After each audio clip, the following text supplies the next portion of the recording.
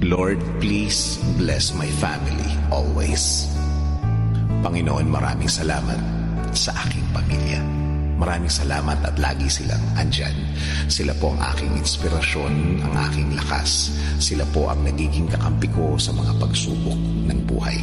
At laging nakaalalay kapag kailangan ko ng suporta. Lord, kasama po ng aking dasal na ito na mas mapalapit sila sa iyo. Mas makilala ka nila. Mas malaman pa nila ang iyong kabaitan. Kasama ng nakikita nila sa aking buhay na ikaw ang pinagkukunan ko ng lakas sa araw-araw. Kasama na rin ang aking dinadasal na tulungan niyo rin ang bawat isa sa kanila sa tuwing kailangan nila ng tulong ninyo, Lord. Tulad na lang ng pagtulong na ginagawa mo para sa akin. Every time na kailangan ko po ng tulong niyo.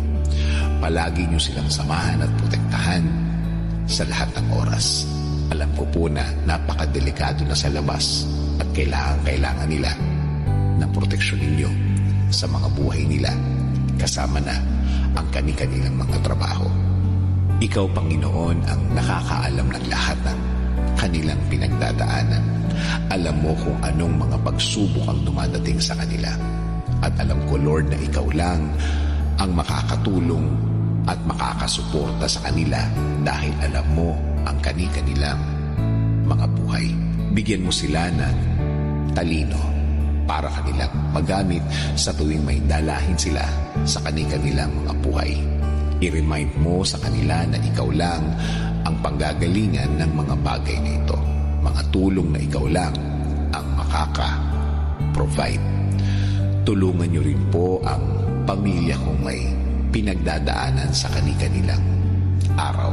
Mga taong ayaw magsalita tungkol sa kanilang mga problema at nagdesisyon na lang na manahimik na lamang and decided to keep it to themselves. Panginoon, alagaan niyo po ang lahat ng magulang, kapatid at lahat ng miyembro ng pamilyang Pilipino. Patuloy niyo kaming ilayo sa lahat ng uri ng sakit. Ilayo niyo po kami sa lahat ng uri na masama. Manatili po sana ang inyong peace sa aming mga puso at isipan.